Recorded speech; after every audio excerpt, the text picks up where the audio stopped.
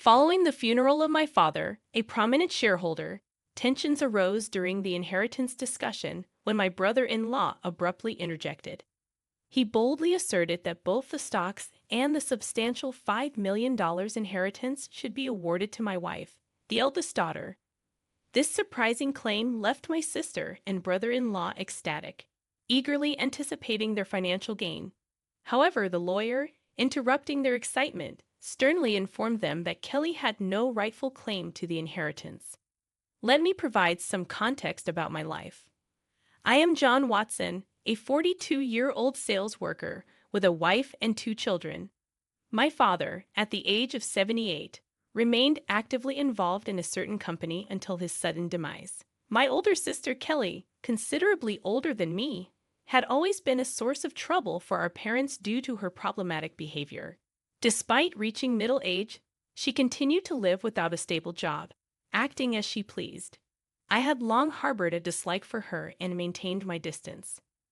The source of our current predicament began when Kelly turned 50 and introduced a man named Chris Adams as her fiancé. Despite his youthful appearance, Chris's indolent demeanor and unsavory ties raised doubts. Kelly, shamelessly demanding money from our father for the wedding, spent it quickly and requested more, causing our father considerable distress. Her justification: "It will all be mine in the future anyway, so what's the harm?" After just a year of marriage, our father collapsed while playing golf and passed away a few days later, leaving us in shock. Overwhelmed by grief, I took charge of funeral preparations, while Kelly showed no interest in helping. Exhausted after the funeral, my mother and I finally found a moment to rest. The following day, a lawyer arrived to discuss the inheritance, a matter for which my mother and I were already briefed. However, my sister and brother-in-law, oblivious to this information, barged into the conversation, making an audacious claim that the stocks and the $5 million inheritance belonged to my wife.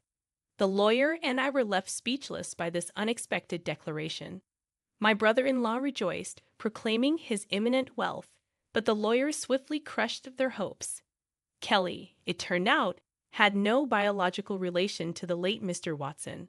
Shocked and perplexed, my sister confronted our mother, who admitted that Kelly was the child of her previous husband. My sister, who had teased me about being the favorite child since childhood, now wore an incredulous expression as the truth unfolded before her. However, my brother-in-law, insistent on Kelly's potential adoption rights, raised his voice, prompting her to affirm his claim. Our mother, however, shook her head, denying any legal adoption. The disbelief in my sister's eyes deepened as she protested the impossibility, asserting her status as the eldest daughter, a title even our late father had acknowledged. Furious and determined, she directed her glare at me, refusing to let me monopolize the inheritance.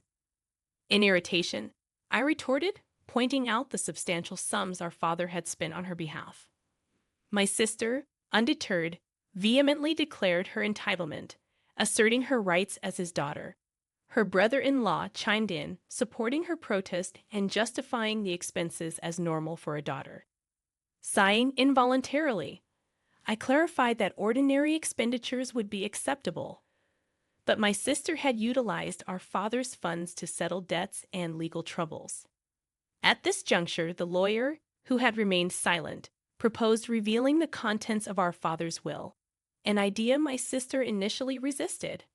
However, faced with the undeniable importance of the matter, she reluctantly agreed to listen. The lawyer disclosed the will, explicitly stating that the inheritance was designated for me and her mother. It also revealed our father's initial intention to adopt my sister, only to be discouraged by her ill treatment towards me and her escalating reckless spending as she aged. Realizing she had no claim to the inheritance, my sister was stunned, expressing frustration and disbelief. In contrast, my brother-in-law, revealing his true colors, accused my sister of deceiving him, demanding she not return until she acquired wealth. He stormed out of the room, leaving my sister with a red face, glaring at us. She turned her anger towards our mother, questioning why she hadn't arranged for her adoption, deeming it unfair that only I received the inheritance. In response, I explained that fairness required consideration for her actions and financial irresponsibility. In a fit of despair, my sister, disheveled and sobbing, declared the situation unfair and terrible, leaving me taken aback by her alarming appearance. The lawyer, seemingly unfazed by the emotional turmoil, appeared accustomed to such scenes. When my sister questioned the reason behind my exclusive inheritance, I calmly explained, "Because I'm Dad's son." This response triggered an enraged reaction from my sister, who lunged at me, eyes widened in anger. In that moment, she expressed a sentiment that it would have been better if I had never existed. Deep down, I acknowledged that even if I hadn't been born, my father would likely have made the same decision considering my sister's behavior. Before I could respond, the lawyer intervened gently, warning my sister that her actions could escalate to a police matter. Flinching at the mention of the police, possibly due to her past shoplifting incidents, my sister, with a click of her tongue, left the room when our mother called her with tears in her eyes. Half a year passed, and the inheritance procedures were successfully completed without any issues. Despite some initial grumbling from my sister and brother-in-law, the lawyer's efficient handling prevented them from interfering. My mother, out of kindness, gave some money to my sister, a gesture I refrained from commenting on. However, what truly upset me was that they vanished with the money, displaying a blatant gold-digging attitude that disgusted our relatives who were aware of the situation. One day, I went out to eat with my mother, wife, and daughter. My mother, who had been somewhat withdrawn since my father's passing, appeared brighter in the company of her adorable granddaughter. My wife suggested that my mother move in with us, but I reminded her of the potential visits from my sister, who often came by to beg for money. Understanding my mother's hesitation, given the biological connection with my sister, I asked her to consider the idea and drove towards the family home to drop her off. Upon arriving at the supposedly empty house, we noticed lights on, despite it not being the time for the helper to be present. Suspecting my sister's return, I parked the car in the garage and suggested we stop by for a cup of coffee. As we approached the entrance, a car suddenly drove towards us, prompting me to instinctively shield my wife and daughter. Though the car grazed me, I was thrown against a nearby flower bed, feeling the impact on my body. The car came to a halt after hitting the garage entrance. In the midst of chaos, with my wife and daughter rushing to help me, we've learned that the driver was none other than Chris Adams, my brother-in-law. He claimed to the police that he mistook the accelerator for the brake, a story I found dubious. Later, I discovered that my mother and sister had come to the hospital. As our mother left the room to arrange flowers, my sister, with a cold look, expressed disappointment, remarking on my unexpected resilience. In that moment, I couldn't help but think that if I had been seriously injured, my mother would have inherited everything, a prospect that seemed to disappoint my sister. While speaking with a smirk, I revealed to my sister that my mother had decided to renounce her inheritance, asking me to pass it on to my wife and kids. This revelation surprised and baffled my sister, who found it incomprehensible that someone would willingly refuse what they could receive. To add to her shock, I explained that I had already made a will, following our father's example. This meant that, unfortunately, my share wouldn't go to our mom anymore. Unable to accept this, my sister trembled and shook as she pleaded for at least a portion of the $5 million inheritance. Firmly refusing her request, her face contorted into a demonic expression as she grabbed my collar. In an unusual and possibly deranged voice, she continued screaming, driven mad by her insatiable greed. In that moment, I couldn't help but reflect on how her avarice had disappointed our late father. My sister's face flushed with rage as she grabbed at my throat. The commotion attracted the attention of my mother, who returned and raised her voice in dismay. Nurses, alerted by the nurse call system, swiftly arrived to escort my sister out. Despite my mother's inclination to defend her, it became evident that my sister had directed insults even at our mother. Watching this painful exchange, I couldn't help but wonder where I had gone wrong in raising her. Shortly after, my mother was diagnosed with an illness, And as her health deteriorated, my wife and I took on responsibilities like transportation and household chores at the family home. Surprisingly, my sister, who likely encountered my wife during her visits for money or heard about our assistance from our mother, expressed displeasure. One day, my sister unexpectedly called me, declaring that she and her husband would now take care of our mother, and we were not needed. Confused and concerned, I questioned her abrupt decision, but she hung up, insisting it was already settled. Confirming with my wife, I discovered that she had received the same message. Apprehensive about my sister's ability to handle caregiving, especially considering her lack of experience in caring for a sick person or managing household chores, I hastily contacted my mother.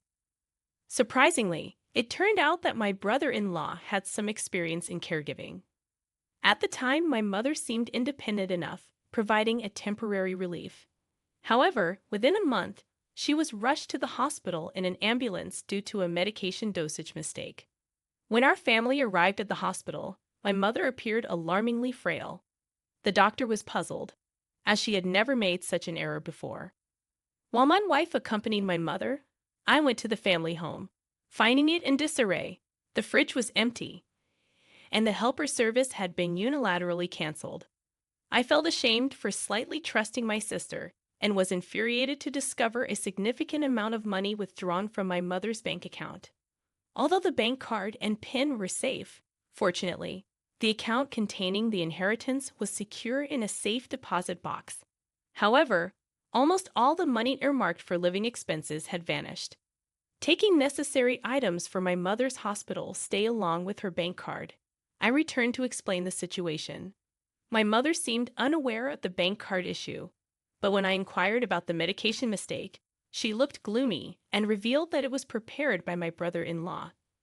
Concerned about her well-being, I suggested that she live with us. Despite my intentions, her health worsened, possibly weakened by the incident with my sister. Ultimately, she never recovered and passed away, following my father's fate.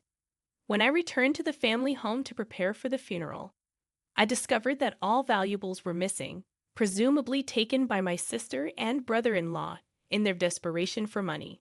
Standing in the empty house, I was stunned and overwhelmed with intense anger, vowing to make them pay for their actions.